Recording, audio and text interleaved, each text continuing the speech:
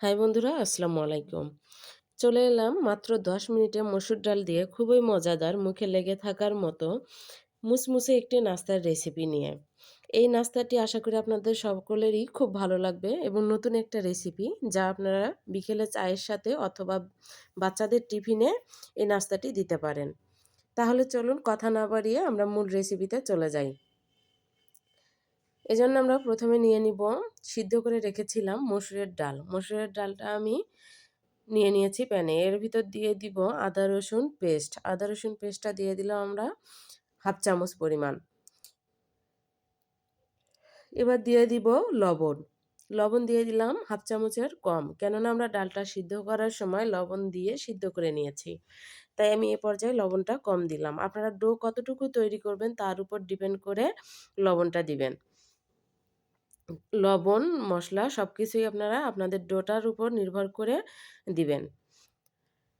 এবার দিয়ে দিব মরিচের গুঁড়া। এখানে মরিচের গুঁড়াটাই ব্যবহার করতে হবে। মরিচ কখনোই কুচি করে কেটে ব্যবহার করবেন না। সেক্ষেত্রে নাস্তাটা তৈরি করতে সমস্যায় পড়তে পারেন। এবার দিয়ে দিব জিরার গুঁড়া। এখানে আমি কাঁচা জিরা গুঁড়া করে রেখেছিলাম, সেই জিরার গুঁড়াটা এখানে দিয়ে দিলাম। 1/2 চামচের কম। এবার দিয়ে দিব গরম মসলার গুঁড়া। গরম মসলার গুঁড়াটা ১ চিমটি পরিমাণ গরম মসলার গুঁড়াটা আমি এখানে দিয়ে দিলাম। এবার দিয়ে দিব তেল, রান্নার তেল। ২ চামচ পরিমাণ রান্নার তেল দিয়ে দিলাম। সবগুলো মসলা যখন দিয়ে নেওয়া হয়ে গেল, এ পর্যায়ে আমি চামচ দিয়ে খুব ভালোভাবে নেড়ে নিব।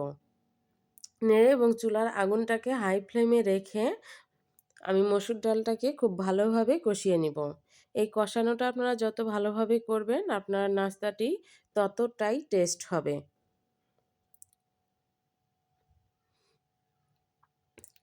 এভাবে নেড়ে নেড়ে আমি মশলাটাকে কষিয়ে নিব। যখন কষিয়ে নেওয়া হয়ে গেল, এ পর্যায়ে আমি এখন দিয়ে দিব পানি। আপনারা কতটুকু ডো তৈরি করবেন তার উপর নির্ভর করে পানিটা দিবেন। আমি এখানে 1.5 কাপ পরিমাণ পানি দিয়েছি। পানিটা দিয়ে ভালোভাবে নেড়ে আমি 10 মিনিটের মতো রান্না করে নিব। এবার 10 মিনিট রান্না করে নেওয়া হয়ে গেলে আমি ডালের বলক থাকা অবস্থায় এখানে দিয়ে দিব আতপ চালের গুঁড়া।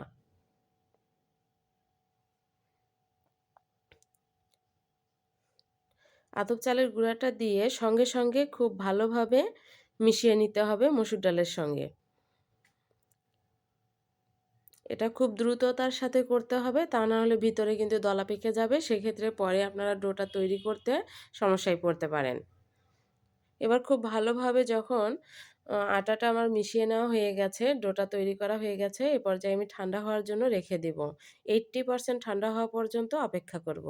যখন 80% ঠান্ডা হয়ে গেল, তখন আমি এখান থেকে কিছুটা নিয়ে এভাবে হাতের সাহায্যে ডলে নিব। খুব ভালোভাবে ডলে নিতে হবে, যেন এর ভিতরে কোনো দানাদার ভাব না থাকে। এবার আমি বড় একটি রুটির শেপ দিয়ে নিব। বড় করে রুটির শেপটা দিয়ে নিয়ে এভাবে আমি একটি ঢাকনার সাহায্যে কেটে নিব। আপনারা ছাঁচ বা যেকোনো ঢাকনার সাহায্যে এটা কেটে নিতে পারেন। আর রুটিটা দেখুন, বেশি পাতলাও করিনি বা মোটাও করিনি। ঠিক এমন নিয়ে এভাবে আমি একটি চাকু নিয়েছি। চাকুর মাথায় সামান্য ময়দা লেগে নিয়ে তারপর আমি এভাবে কেটে নিব। একটি সুন্দর শেপ দিয়ে নেওয়ার জন্য আমি এভাবে কেটে নিচ্ছি। আপনারা চাইলে আপনারাও এভাবে দিয়ে নিতে পারেন বা অন্য কোনো শেপও দিয়ে নিতে পারেন। এভাবে আমি ওই সাইজে ছোট সাইজে কয়েকটি করে নিয়েছি। এবার আমি বড় করে কয়েকটি করব। সেজন্য বড় ঢাকনা ব্যবহার করে ঠিক একই ডিজাইনে আমি তৈরি করব। বা আপনারা চাইলে ডিজাইন না করে এভাবে গোল শেপ দিয়ে ওভাবেই ভেজে নিয়ে নিয়ে খেতে পারেন। এভাবে আমি সবগুলাকে তৈরি করে নিয়েছি। এবার আমি এগুলোকে ভেজে নিব। ভেজে নেওয়ার জন্য চুলায় একটি প্যান বসিয়ে দিয়ে তার ভিতর তেল দিয়ে আমি গরম করে নিয়েছি। অবশ্যই এই সময় চুলার আগুনটা মিডিয়াম থেকে হাই ফ্লেমের মাঝামাঝি রাখতে হবে। রেখে সবগুলো নাস্তাকে ভেজে নিব।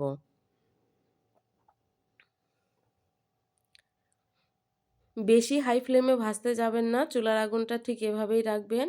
হাই ফ্লেমে যদি বেশি ভাজতে চান সেক্ষেত্রে তাড়াতাড়ি পুড়ে যাবে এবং ভিতরটা নরম থাকবে, ভালো হবে না। আবার লো আগুনে যদি আপনারা ভাজেন তাহলে কিন্তু এর ভিতরে তেল অনেক প্রবেশ করবে, সেক্ষেত্রে খেতে ভালো লাগবে না। তাই মিডিয়াম টু হাই এর মাঝামাঝি রেখে সবগুলো নাস্তাকে ভেজে নিতে হবে। আমার ভেজে নেওয়া হয়ে গেছে, এবার আমি এগুলোকে উঠিয়ে নিচ্ছি। এভাবে আমি একই পদ্ধতিতে সবগুলো নাস্তা ভেজে নিব। আশা করি আজকের এই রেসিপিটি আপনাদের অনেক ভালো লাগবে। একবার তৈরি করে অবশ্যই খেয়ে দেখবেন এবং কমেন্টে জানাবেন যে আসলে কেমন লাগলো। খুব মজাদার হয়ে থাকে এই নাস্তাটি, খুব সহজেই করে নেওয়া যায়। এবার আমি একটি নিয়ে আপনাদেরকে ভেঙে দেখাচ্ছি যে দেখুন কতটা লোভনীয় হয়েছে। এটা দেখতেও যেমন সুন্দর, খেতেও কিন্তু অনেক মজাদার। আশা করি একবার তৈরি করে খাবেন। ভালো থাকবেন। আল্লাহ হাফেজ।